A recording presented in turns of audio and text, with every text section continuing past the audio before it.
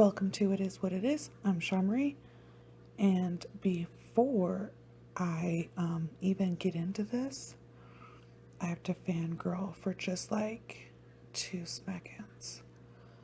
So, as some of you who listen to like every episode, some of you don't know, in February I broke my ankle. I did it so bad that they had to like surgically put this bitch back together.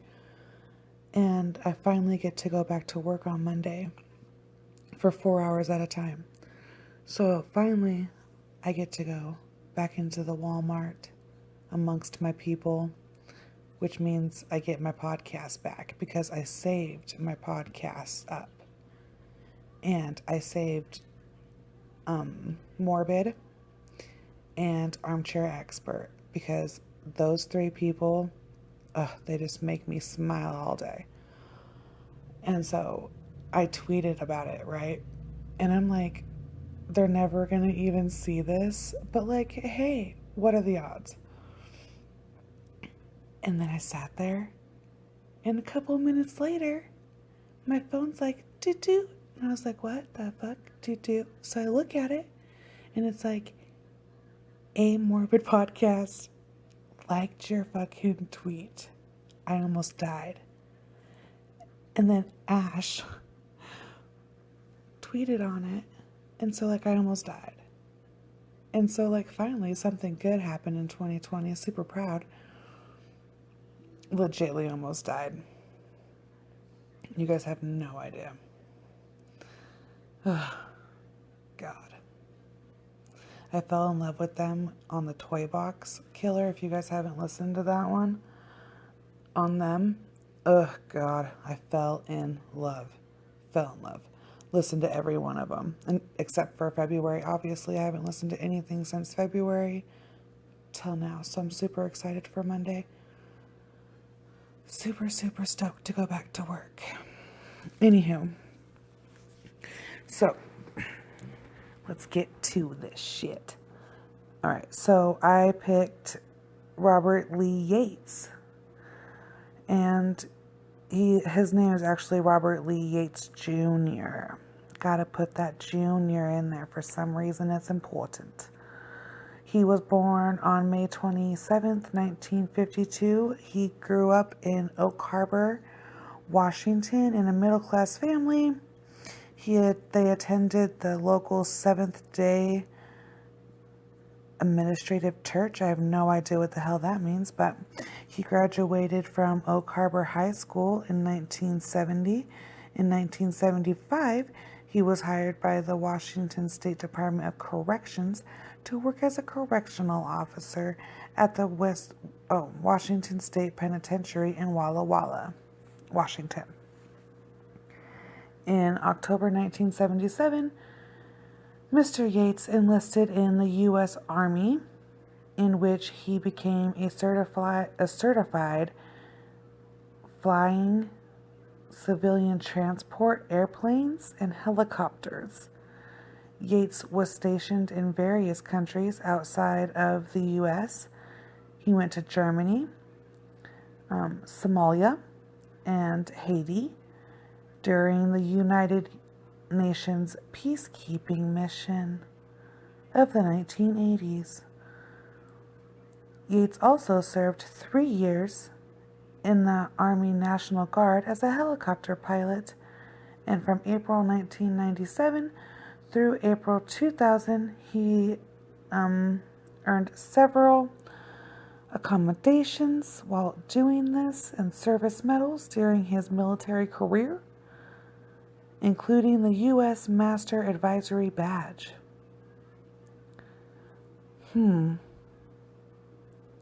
Nice.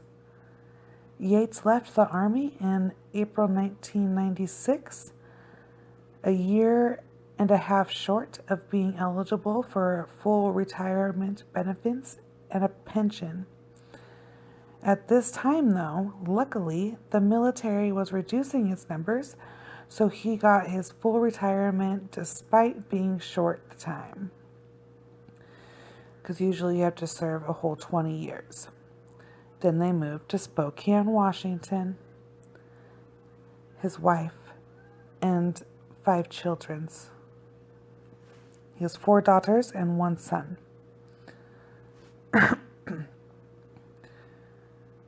So that's a lot of children. It's this 2-story house that is important. It's 2 stories. It's in a good little community, like a little cul-de-sac looking thing. I lived in Washington, fun fact, with my older sister for like a smidgen of a time. Loved it. Loved Spokane. I love Spokane. So his first victims were back in 1975, almost 2 decades earlier. His first victims are Susan Savage, she's 22 years old, and Patrick Oliver, who's 21 years old. They were a couple enjoying a picnic on Mill Creek when he found them, and they crossed paths with Yates. He was practicing his target shooting in the same area. So he just used them as live targets. So he executed them, shooting Patrick 3 times in the head and then shooting Susan twice. He buried their bodies under a pile of brush. Their remains were found just days later. And it took 25 years for him to admit to their killing, so they were unsolved for that long. After his arrest, he was facing the death penalty, so he made extra confessions to get the death penalty off of his charge. I mean, not his charge, but like off of the table. You know what I mean? You know what I mean. So he confessed to another victim in July 7th, 1988. And he pinpointed her location and said what happened to her. Her name was Stacy Elizabeth Hahn. There's no K. She was 23 years old and she was a street worker. Her remains were discovered later in Skagit County, and she was shot in the head. And then this is when he like gets serious. We break and we take like a break for like a smack in like 1996, like right in the beginning of 1997. Well, I don't know. August really isn't the beginning. People call it the beginning. I call it the beginning of the year. Well, midway, I guess. But he starts like legit in 1997. So on August 26, 1997, the remains of Jennifer Joseph, she is 16 years old. She was found on a street. So just laying there on the street. Ugh, God. How horrible. DNA was left at the scene. DNA swabs were taken and semen was found. It was a secluded area of the street that she was found in. But nonetheless, he did not have a pattern of like where he would leave his bodies, and that comes to show. Because she's found on the street and then other ones are found like outside of town. So he waits, and then on November 5th, 1997, the decomposed body of Darla Sue Scott, she was 29 years old. She was found on Hangman Valley Road, and she was buried in a shallow grave with 2 plastic bags covering her head, and she had 2 gunshots to the head. Also, DNA was taken from her body as well that matched Yates. On December 7th, 1997, another victim was discovered. She's Melinda Mercer. She was 24 years old. Her remains were found in Tacoma. She also had plastic bags and a V covering her head and 2 gunshots as well. Less than 2 weeks later, on December 18th, 1997, the decomposing remains of 36-year-old Sean L. Johnson were found on Hangman Valley Road as well. Cause of death was also 2 gunshots to the head, and plastic bag was also used to cover the head. And again, DNA samples were also taken that matched Mr. Yates. 8 days later, 8 fucking days. 8 days. Like, you gotta think. Usually they say that, like, fighting or, like, within the family is what, like, the killer, like, is like, fuck this, and, like, leaves and then goes and kills and then comes home to the family. And he's like, let's play Monopoly. But, like, 8 days, bro, right after Christmas. Jesus. On December 26, 1997, the body of 30-year-old Laura Wilson was found in a gravel pit near Hangman Valley Road. She died of a gunshot to the head as well. She had a plastic bag over her head, and the DNA was recovered from her body and her fingertips, and fingerprints were taken off of the plastic bag. Next to her body was also the other set of remains, and that was of Shauna Aim Clanahan. She was 39 years old, same cause of death, plastic bag, DNA,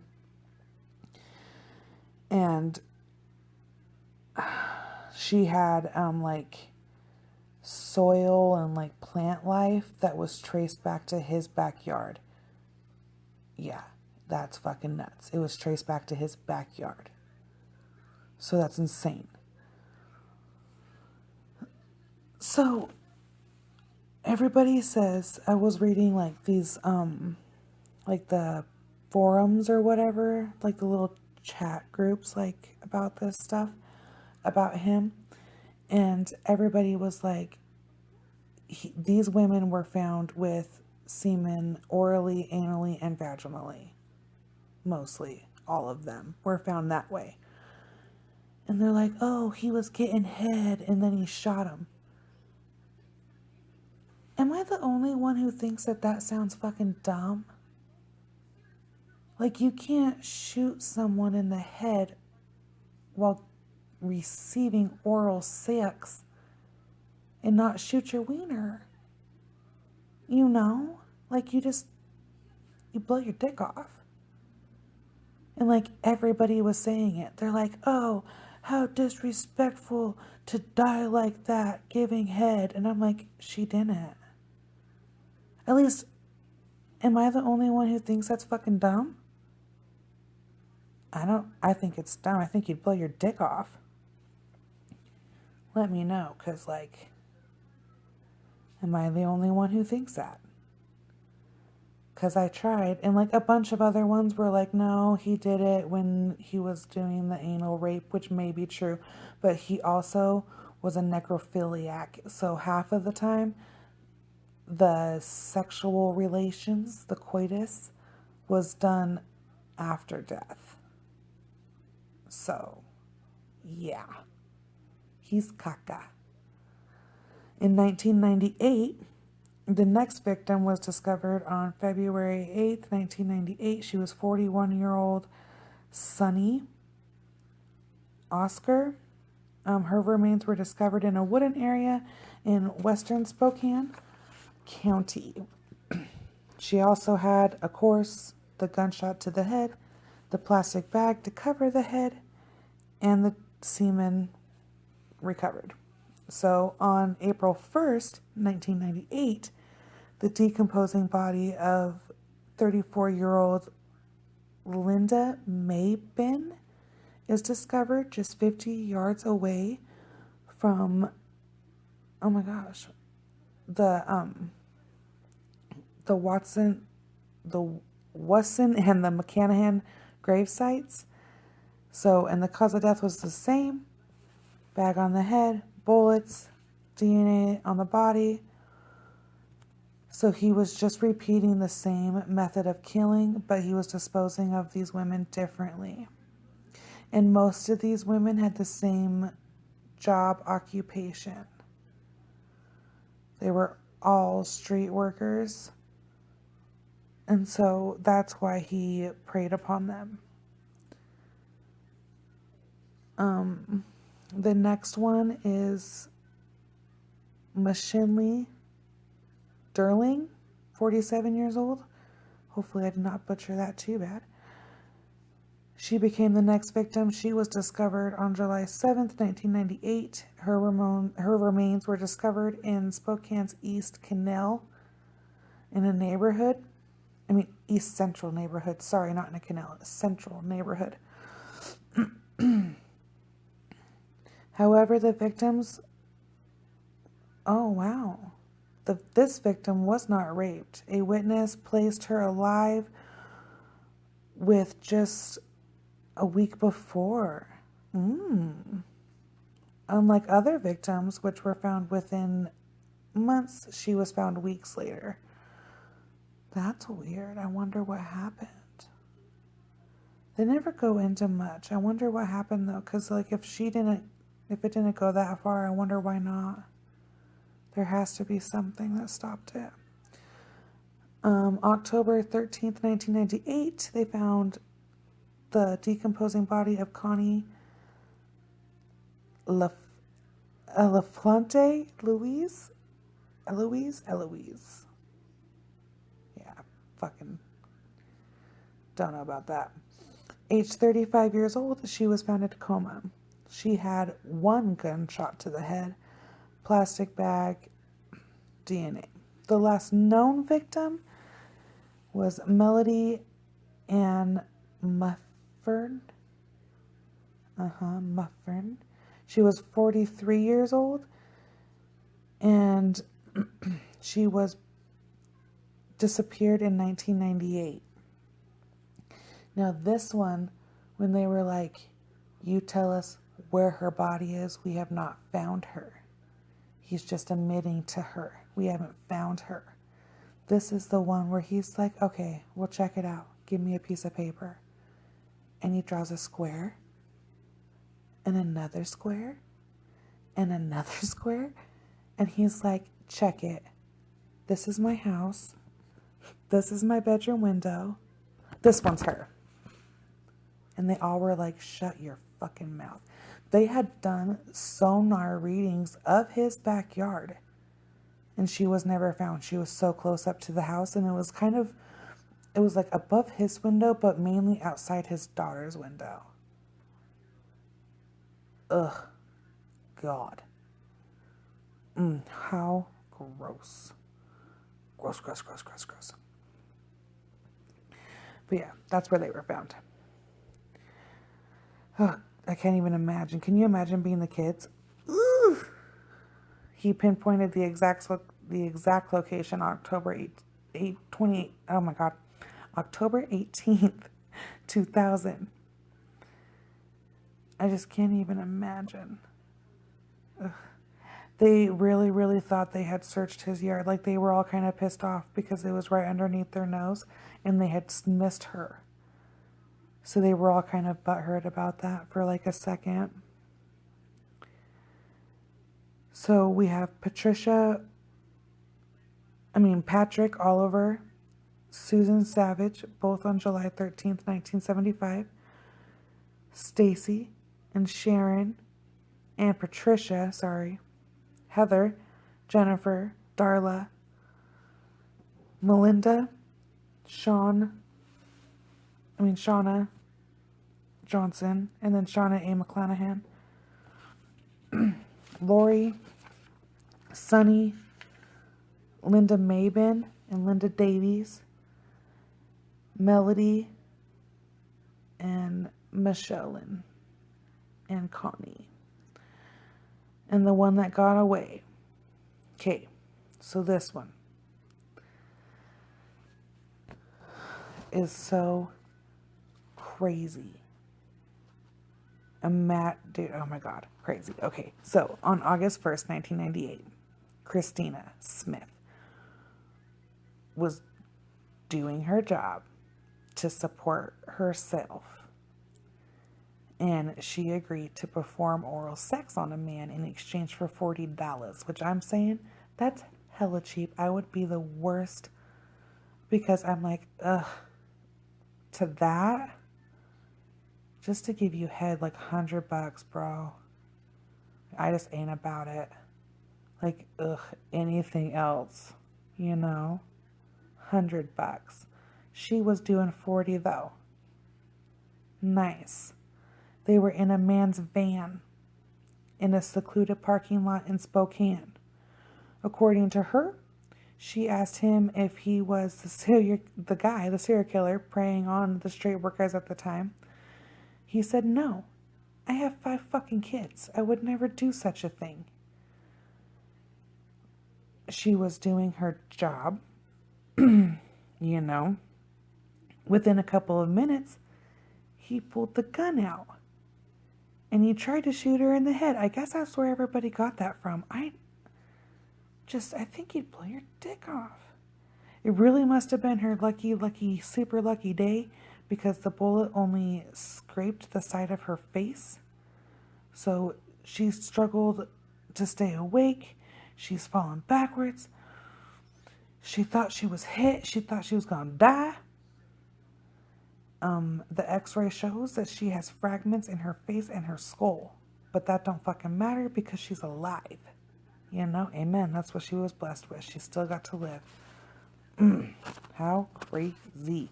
On April 18th of next year, she's sitting there fucking having her morning coffee and reading the newspaper, and she sees this mugshot in the newspaper, and she's like, that's that motherfucker.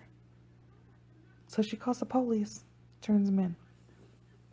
So what they were doing at the time is like after the third body, the cops were like, you guys, this must be the same guy. So they started getting lists because there was like I own one, Corvette. There was a white Corvette in a van that had been seen. And so they weren't really sure. And so they were like, okay, so this person in the strip that they were doing in Spokane, it's a little main strip. And so, well, not a main strip, it's like a side strip. But anyway, they were like, okay, so we must have pulled this guy over before. He has to have like some sort of trust with them if they're still willing to get into the car. Because at this time, these girls were like, motherfucker, get out and I'll suck your dick. I am not getting in there. You know, like they were trying to be more cautious, and they were really only trying to do business with repeat customers.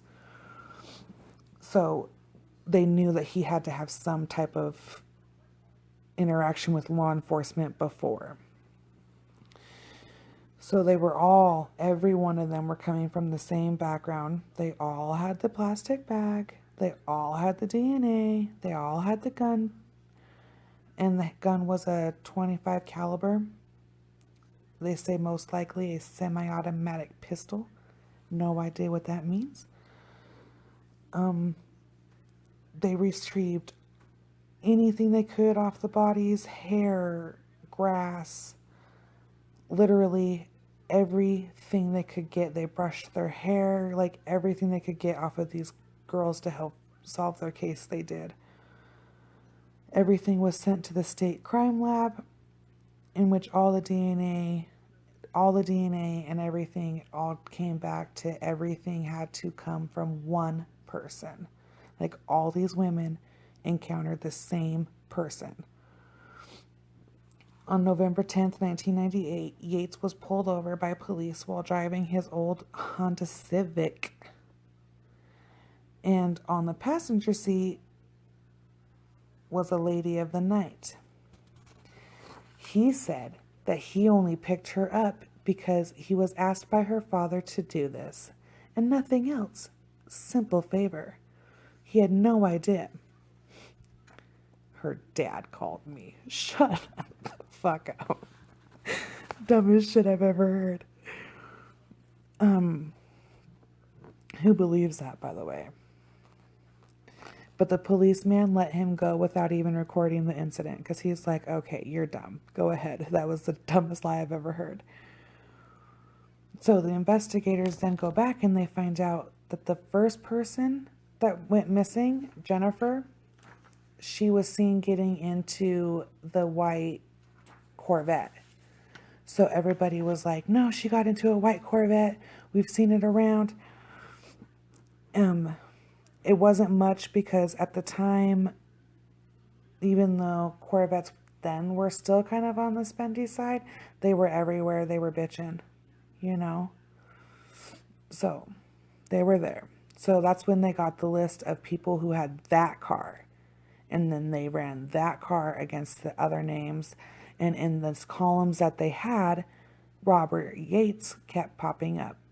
In November of 1998, they had an encounter. In September 1997, again, encounter. More women were like, oh yeah, that white vet. We know. So, it had to have been him. So on September 19th, 1988, he met up with investigators who told him that his name was showing up in the investigation, but he was only there for questioning. He was free to leave at any point in time and not answer any questions at all. He was not a suspect.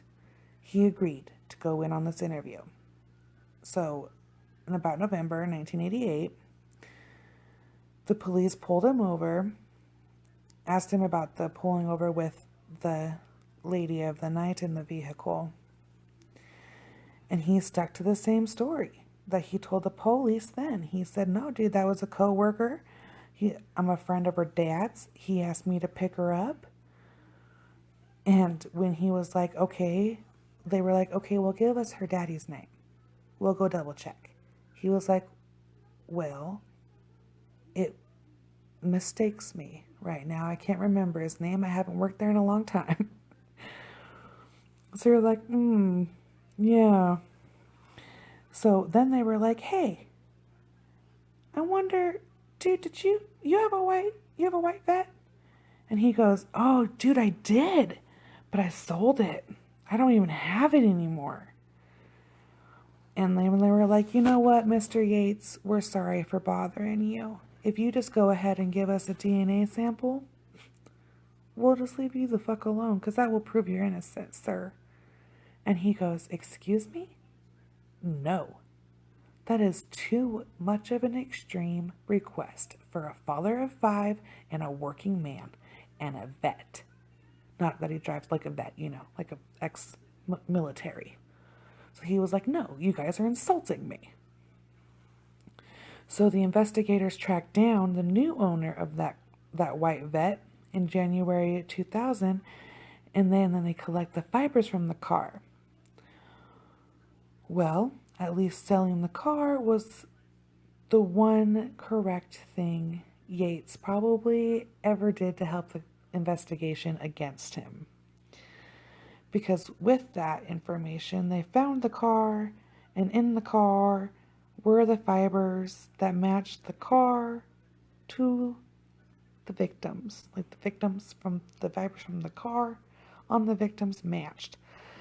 They all matched to Jennifer.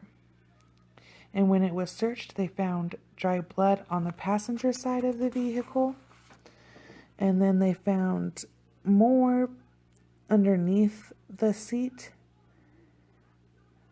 Oh, God. So they didn't have any DNA for her.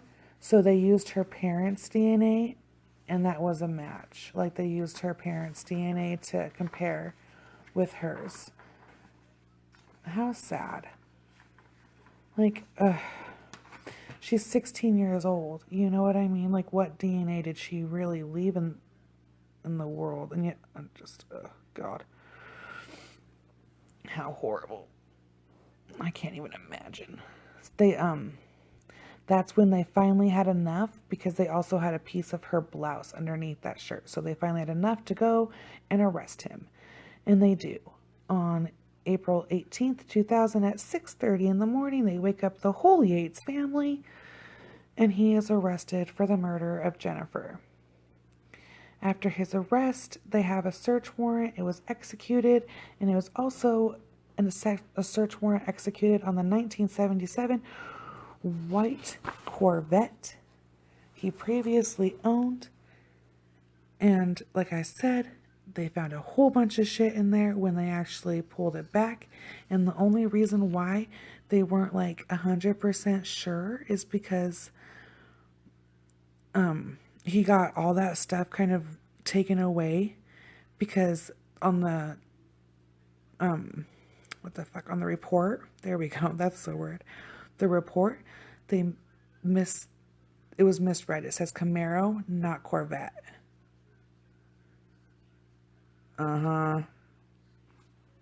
Simple fuck ups will get you.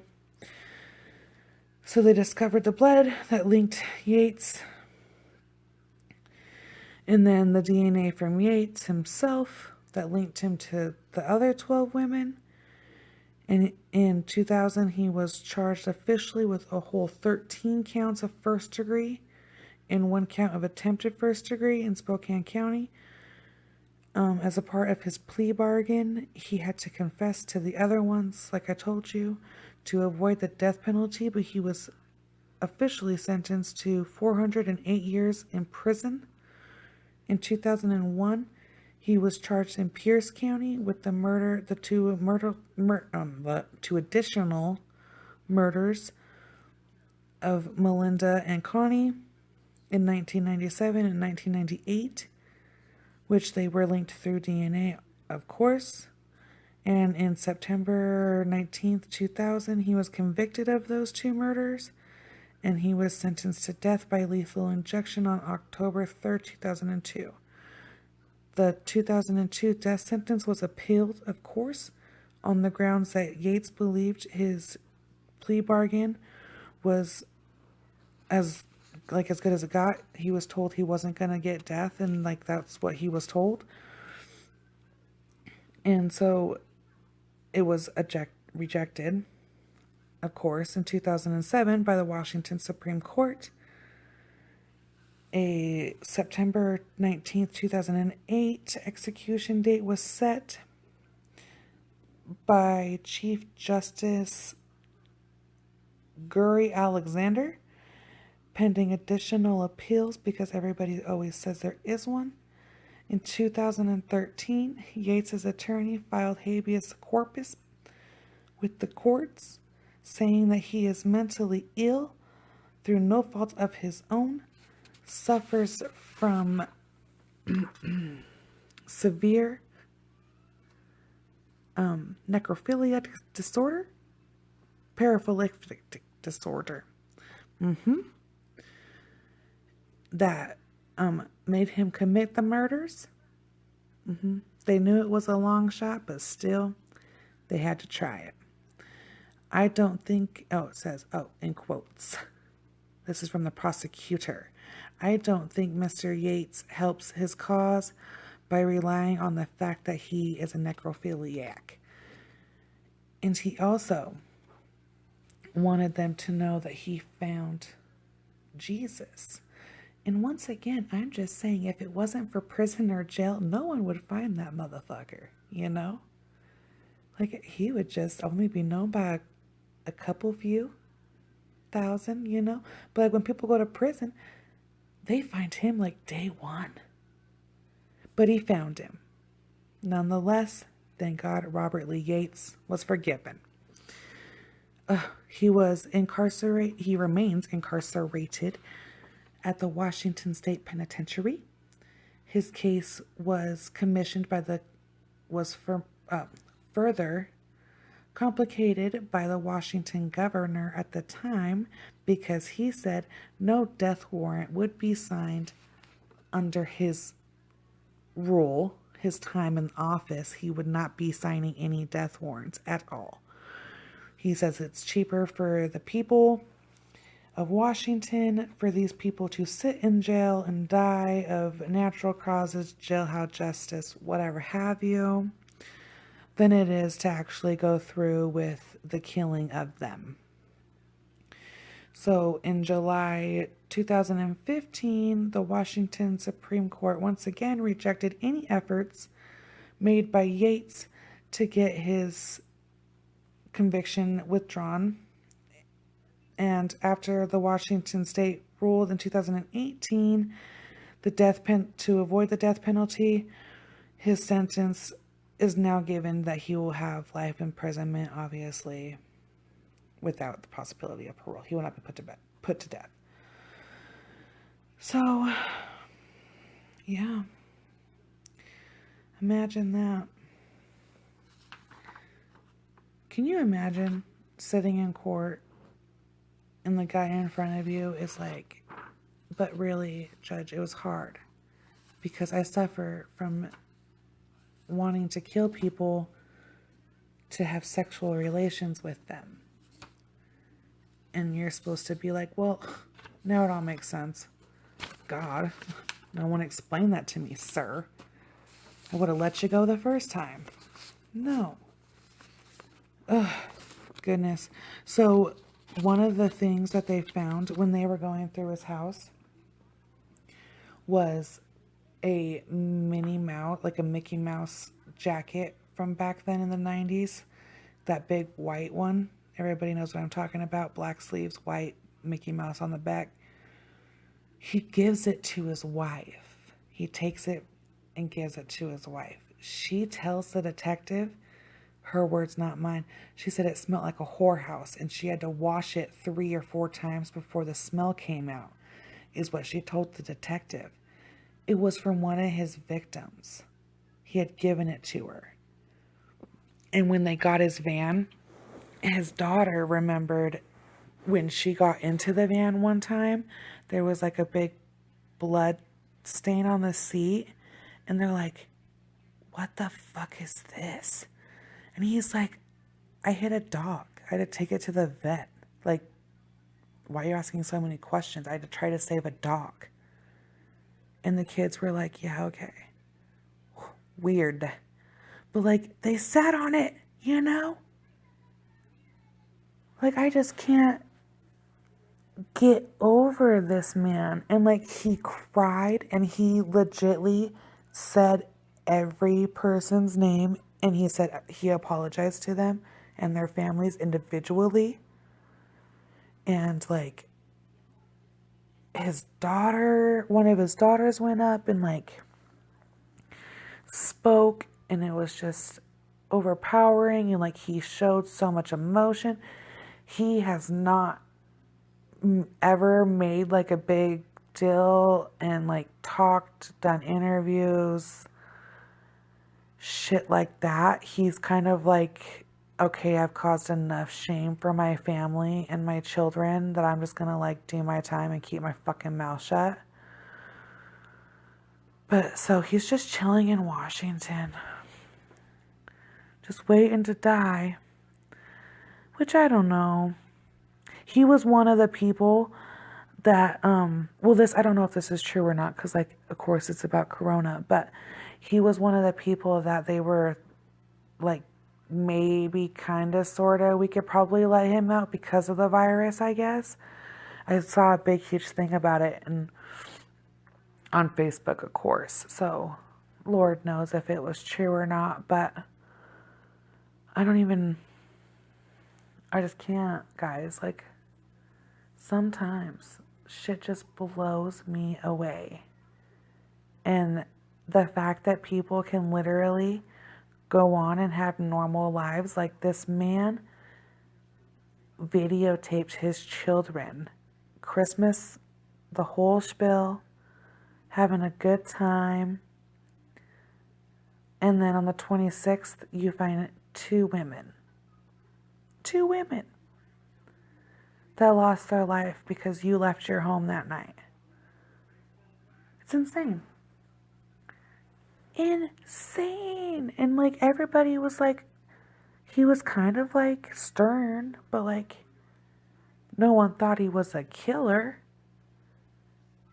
And like, I guess these women were all talking about it, obviously, amongst themselves. And some of the women that ended up becoming victims said out loud to other friends, like, girl, I know I'm going to be one.